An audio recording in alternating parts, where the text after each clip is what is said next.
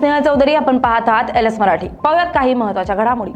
अर्थसंकल्पीय अधिवेशनाच्या पहिल्याच दिवशी अजित पवारांच्या आठवणीने मुख्यमंत्री देवेंद्र फडणवीस, एकनाथ शिंदेंसह इतर नेते भावूक, तर आमदार रोहित पवार, आदिती तटकरेंसह इतर काही नेत्यांना अश्रू अनावर। पुरंदर तालुक्यातील टोल नाक्यावर 20 किलोमीटर परिसरात राहणाऱ्या नागरिकांना दरमहा 350 रुपयाचा पास देऊन टोलमधून सवलत। खासदार सुप्रिया सुळेंची ट्विट करत माहिती। या भागातील नागरिकांना रस्त्यासाठी जमिनी दिल्यानं स्थानिकांना टोलमधून पूर्णतः टोल माफी मिळावी। सुप्रिया सुळेंची नितीन गडकरींकडे मागणी। पुणे महापालिकेच्या स्थायी समितीच्या अध्यक्षपदासाठी भाजपचे ज्येष्ठ नगरसेवक श्रीनाथ भिमाले यांची बिनविरोध निवड।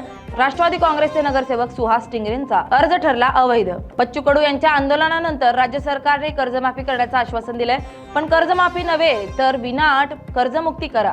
अहिल्यानगरमधील पुनतांबा गावातील शेतकऱ्यांची मागणी।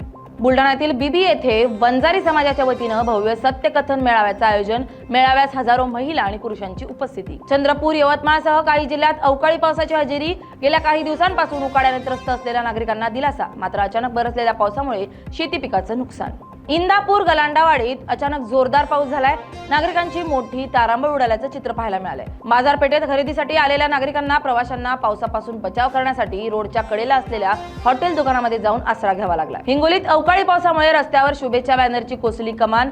सुदैवाने यात कोणतीही जीवितहानी नाही, मात्र काही वेळ झाली होती वाहतूक कोंडी। यवतमाळच्या राळेगावमध्ये वीज पडून 5 जण जखमी। जखमींवर यवतमाळच्या शासकीय रुग्णालयात उपचार सुरू। शेतात काम करत असताना अचानक वादळी वाऱ्यासह गारपीट झाली आणि दुर्घटना घडली। बेळगावमधील खंडल गावातील हुलीकंठेश्वर मंदिराच्या दानपेटीत सापडलेल्या चिठ्ठीनं एकच खळबळ उडाली। देवा, माझं दुःख दूर कर, माझी सासू पुढच्या वर्षी जत्रेआधी मरू दे। 100 रुपयाच्या नोटासोबत चिठ्ठी टाकून एका भाविकाची देवाकडे प्रार्थना। मध्य प्रदेशमधील राष्ट्रीय महामार्ग क्रमांक 45 वरील शहापुरा रेल्वे ओव्हरब्रिजचा एक भाग कोसळला। 4 वर्षांपूर्वी जवळपास 400 कोटी रुपये खर्च करून ब्रिज बांधल्याची माहिती। कल्याण पूर्वेतून एक धक्कादायक प्रकार समोर आलाय। भटका कुत्रा चावल्यानं मला रेबीज होईल या भीतीपोटी 30 वर्षीय तरुणाने गळफास घेऊन आत्महत्या केली। सुसाईड नोटमध्ये आत्महत्येचं तरुणांनी कारणही लिहिलंय। पुण्याच्या चाकणजवळील आंबेठाण येथील पिसाळलेल्या कुत्र्याची दहशत पाहायला मिळाली आहे। कुत्र्यानं चावा घेत 4 ते 5 जणांना गंभीर जखमी केलंय। यामुळे परिसरातील नागरिकांमध्ये भीतीचं वातावरण पसरलंय। अंबरनाथच्या म्हारळ भागात 3 ते 4 अज्ञात चोरट्यांनी एका व्यक्तीला रस्त्यामध्ये अडवून जबरदस्तीने चोरी करण्याचा प्रयत्न केला। जीवे मारण्याचाही प्रयत्न केला। नागरिकांनी आरडाओरडा केला आणि मोठा अनर्थ टळला। यावेळी चोरटे पसार झाले असून काही आरोपींना अटक करण्यात आली आहे। भिवंडीत रस्त्यावर क्रेनचं ऑइल फिल्टर तुटून रस्त्यावर पडल्यानं एक दुचाकी घसरून अपघात। दुचाकी चालक किरकोळ जखमी।